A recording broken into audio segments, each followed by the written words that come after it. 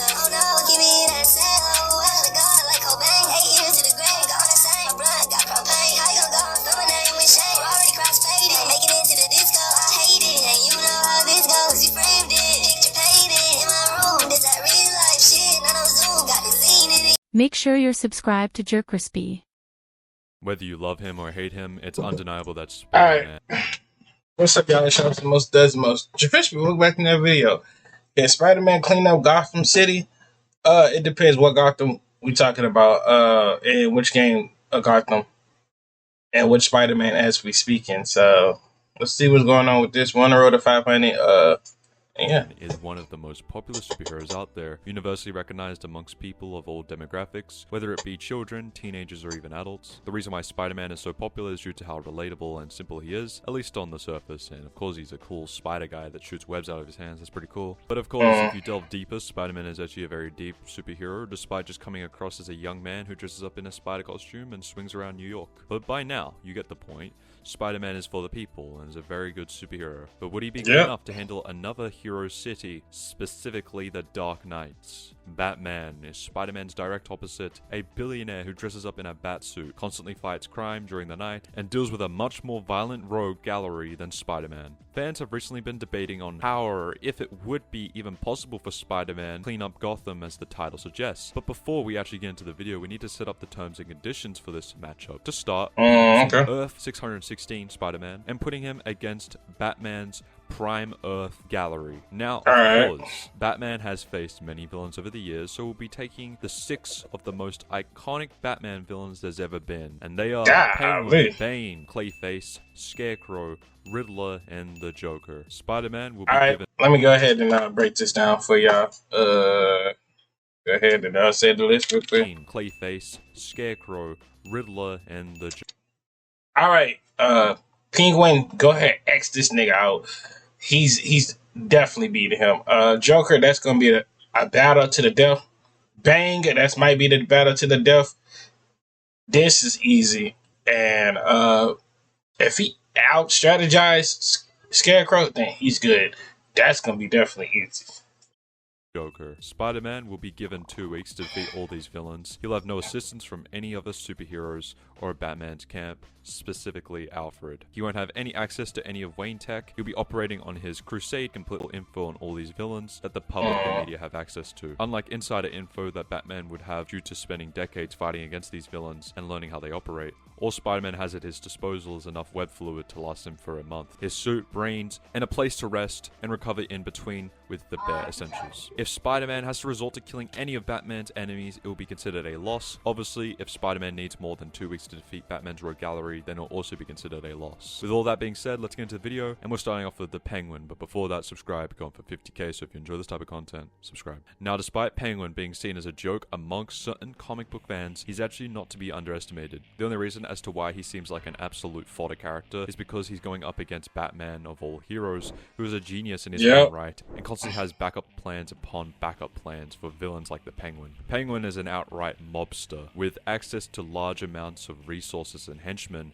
and is the owner of the Iceberg Lounge. He's also very intelligent, as he's capable of playing multiple games of chess at a time, can train pigeons to not only steal jewelry, but actually attack and maim others. Keep track of how many bullets are being fired, as well as the specific model of gun during a fight, and is so cracked that he's capable of indirectly manipulating Batman into pursuing a man that attempted to bait Penguin into believing that Two-Face was attacking his men. He also has access to gadgets in the form of different umbrellas. He has an umbrella that is tipped with enough poison to kill a man in 10 seconds, an umbrella with a built-in taser that's powerful enough to knock out Batman, an umbrella that fires egg bombs with a blast radius so large it would completely engulf you, and an umbrella that's straight up an AK-47. Penguin has access to all of this, and you also have the honor of facing a man who is a black belt and consistently weight trains. But you only get to face him after you make it through the hundreds of Penguin goons who vary in strength and are all armed. So is Spider-Man going to be able to clear Penguin? Well, actually, yes. Penguin probably is actually one of the easiest of Batman's rogue gallery that Spider-Man has to handle. And he can honestly... That's what I'm saying. He's about to out Spidey system and all that other stuff. He about to hit a lot of moves. All he got to do is just web him up by like 2 times the web, bro. He got this. do it in less than a night. If it's a contest of strength, Spider-Man takes it with negative difficulty. He's capable of casually pulling a truck with one hand to knock out a villain, and does this not only in the middle of combat, but at such inhuman speed that by the time the villain turns his head over his shoulder, it's already lights out. Of course, it will take strategy and planning for Spider-Man to be able to get to the Penguin, as he has to get through all of his guards, since going there gun blazing would be a stupid move. But Spider-Man doesn't need to waste time strategizing. He can literally do it on the fly. Spider-Man is capable of doing multiple mathematical equations on the fly, specifically being able to calculate the weight distribution and relationship of load-bearing walls in a house, and come up with the exact calculation necessary to save Harry Osborn from being burnt to a crisp by Molten Man in just a matter of seconds. Coming up with a strategy to successfully get past or just outright do crowd control on all of Penguin's goons will be child's play for Spider-Man, as he could simply make a gadget to deal with large groups of fighters, most specifically the web bomb that Insomniac Spider-Man has access to. When thrown at a specific area, it releases a large wave of webbing that immediately binds and sticks nearby enemies. Yes, Insomniac Spider-Man and Earth 616 Spider-Man aren't the same. Earth 616 Spider-Man is just way smarter than Insomniac Spider-Man due to the plethora of feats he has access to, or at worst, you can say they're equal in intelligence. Regardless, Spider-Man should honestly no diff Penguin and his mob, and have him locked up in Blackgate Prison before the sun has even risen. But we have That's what I'm saying. This one is probably going to be the fight to the death, unless he don't catch this man and hit him with the Batman treatment. So, Spider-Man vs. Bane, one of Batman's physically strongest enemies, who was able to beat him in combat and outright break the Bat when he was first introduced. Granted, Batman was weakened and heavily tired, and Bane does use a drug known as Venom to enhance his physical stats, and with Venom, not that Venom, he's capable of stopping the bite of a shark and tearing it by the jaw, killing 30 men in one go. Swing through a 30 knots current that was so strong it would have caused any normal human to wash up in Iceland. Breakout of concrete restraints, and casually lift 1,500 pounds over his head, and by slamming the weights he can crack the ground itself. Even crazier, Bane is so fast that he can outright dodge bullets, and have even faster characters believe he's on Venom due to how fast he is, but in actuality he wasn't, he was just in base. His base stats are that impressive, but regardless, Bane still has nothing on Spider-Man, who can use his brute strength to lift a T-90 tank in the middle of combat. And he does this with ease, even compared to Bane's max of 15 tons. He is also more faster and agile than Bane,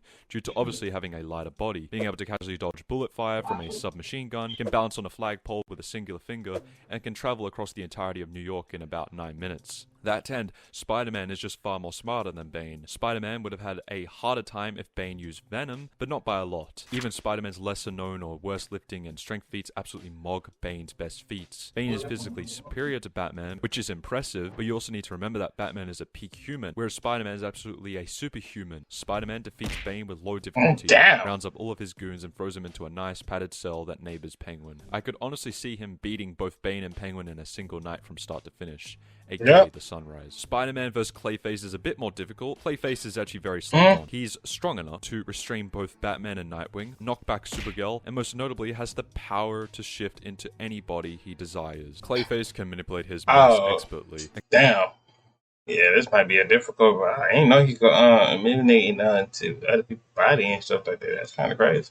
He can grow in size effectively to get stronger. With his brute force alone, he gave Wonder Woman an actual challenge, who is a lot more stronger than Spider-Man, though this doesn't mean Clayface scales above Spider-Man or is physically stronger than him. Diana was caught off guard and very surprised at Clayface's appearance and attacks, and once she was able to get a grip, she successfully beat him. However, you also need to realize that Spider-Man has dealt with even tougher opponents than Clayface, like Hydro Man or Sandman, with Sandman being able to lift 85 tons and give Hulk of all heroes trouble. Though, like Sandman, Clayface also has a weakness, that being water, because he's made of clay-like Say, I hate to have Sandman and Clayman powers, but golly. Like mud. Carlo is vulnerable to water and water-based substances. Having enough of said substances poured into his body starts breaking down its bonding ability and making Clayface weaker. In a straight-up encounter, Clayface would have Spider-Man by surprise and get a few hits in, maybe even being able to bind him, but I haven't even mentioned that Spider-Man's spider sense is at its peak and refined due to maturity, which is how Spider-Man is able to avoid a multitude of attacks and surprise attacks from villains that would have straight straight up put him in the ground ages ago. Spider-Man would initially be surprised by Clayface and would crack a few jokes comparing him to Sandman, and this would then lead Spider-Man to use a mixture of fluid and crystallized intelligence to come up with a solution to defeat Clayface, leading him to the nearest water hydrant and absolutely soaking him before moving in to finish the job. Spider-Man only takes longer to defeat Clayface if he's in hiding and has to find him, but it's Gotham and criminals just don't give up, so I doubt it would take long for Spider-Man to find him. He'd probably come across Clayface shaped shifted as somebody else and would get surprised with a punch when he changes his form, leading to a fight and Spider-Man figuring out the solution. And as I mentioned above, so it would take Spider-Man a bit longer to defeat Clayface, but this is only due to how tricky of an opponent he is compared to the others on this list. Clayface is an impulsive villain who doesn't pay much attention in battle, which Spider-Man would take the advantage of considering he's way smarter. Spider-Man vs. Scarecrow is where the battle begins to shift from no to low. So wait, he wins regardless, basically. Now, this is probably going to be, I don't know. Spider-Man actually having to struggle. Dr. Crane is by no means a villain that can be underestimated. He's capable of creating a hypnotic drug that is so mentally scarring it can turn normal people into serial killers. Makes steroids that make him a physical match for Batman. Created a VR helmet that traps the user in a permanent and submit to Crane. I find it hard to believe that Spider-Man would allow himself to get hit by fear gas, especially due to his spider senses and fast reactions. But for the sake of the video, No. He's winning this regardless because Spidey sense and stuff like that. So he have to hit you, or he have to be like Spider-Man. Like if it was early Spider-Man and he was working on his Spidey sense, then yeah, I would have seen Scarecrow whooping him. But like if we got prime, like already developed Spidey senses on 100p on that mug, and Spider-Man is winning this. Let's say Spider-Man pulls up on Scarecrow and gets hit with a wave of fear gas to his face. Is it raps for Spider-Man? Well, actually, no. It's very debatable if the fear gas would even do anything to Spider-Man, as he's consistently shown to have resistance to drugs and gases that should have either killed him or left him paralyzed. There's also the fact that Spider-Man is very mentally strong. One of the popular Spider-Man issues was the Superior Spider-Man run, where it involves Dr. Octopus switching bodies with Peter Parker, which was initially done in an attempt to checkmate him once and for all. However, after seeing all of Peter's memories and the good that Spider-Man does, he decided to use Peter's body to become more of a superior Spider-Man, and even went as far as to build a device that permanently erased Peter Parker's mind out of existence. However, it failed as Peter was able to get back in his body after Dr. Octopus realized how much the city needed Spider-Man, and ever since, Peter made contingency plans in the event that his mind was attacked again. In fact, Spider-Man has fought his own versions of Scarecrow in his universe and has come out on top by just powering through his own fears and insecurities and being unaffected by the gas. So Spider-Man would initially be caught off guard and surprised if he was hit by the fear gas, but ultimately he would be able to prevail with low to arguably mid difficulty. Spider-Man vs. Riddler is a turning point of matchups against Batman's rogue gallery, as Riddler is going to give Spider-Man a challenge, not physically, but intellectually and mentally. Their intelligence is also catered towards different areas entirely. Spider-Man's intelligence is more suited for innovation and science, whereas Riddler's intelligence is more suited for, well, riddles and detective work, and uses his intelligence to create puzzles and traps that Batman has a limited amount of time to solve, or else a lot of people will get hurt. Riddler is so intelligent that he's able to actually stump and confuse Tim Drake's brain. Mind you, Tim Drake is not only the smartest Robin, but is only surpassed by Batman in the detective world. He can also straight up deduce Batman's identity after having a single conversation with him, but the reason he doesn't out his identity is because Riddler is so obsessed with proving he is intellectually superior than Batman. Again, Alright, I know y'all hear niggas in the background. It is Sunday. I know usually sometimes it does be quiet in videos and sometimes it does be noisy.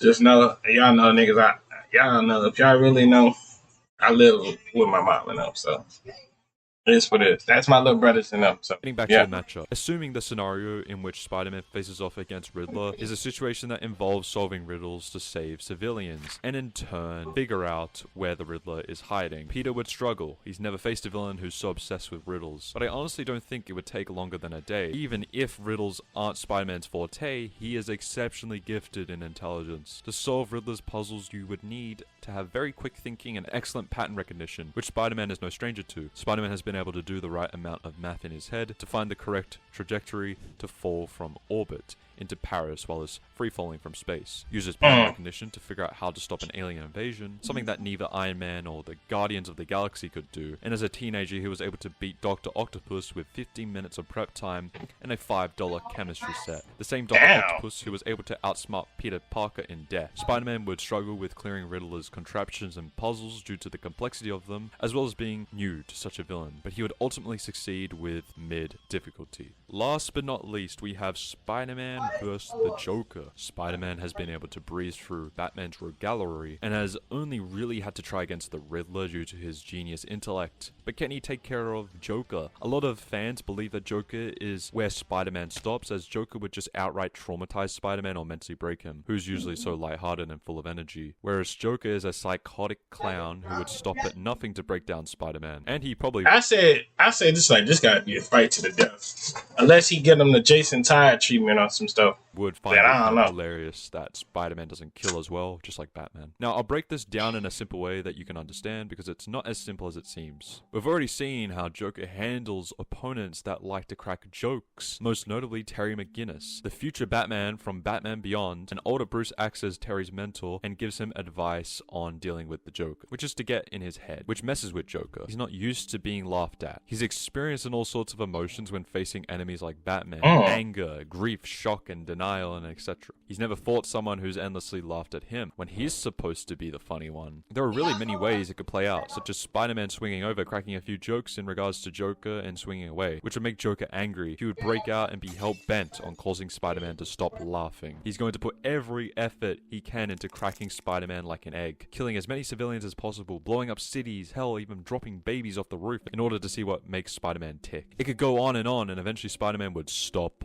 laughing. Joker would be ecstatic. The boy in a spider costume had finally stopped laughing, except that it would be something that Joker would regret. All of Spider-Man's rogue gallery have a certain level of respect for Spider-Man, but there's one unanimously agreed upon reason. That being, Spider-Man holds back, even on the worst of villains. If Spider-Man were to do something irredeemable, like kill countless innocents or somehow target Spider-Man's loved ones, especially the girls, Spider-Man would snap and the gloves would be off. Like Batman, Spider-Man has a strict no-kill rule, but if he's dealing with someone that is truly irredeemable and beyond salvation, he won't hesitate to take them out of this life in order to save countless others. There's a reason why comic fans agree that a silent or serious Spider-Man is an honestly scary sight. Spider-Man is such a problem when he's serious that a Spider-Man writer stated that Spider-Man constantly cracks quips to keep his intellect busy while just going through the motions of a fight. But if he's quiet, he's solely dedicated on defeating you and making you suffer. Just look at what Spider-Man did to Kingpin after he hired an assassin to kill Aunt May. He wasted no time in throwing on the black suit, took it off, and beat Kingpin so badly he had the entire prison silent and threatened to fill his esophagus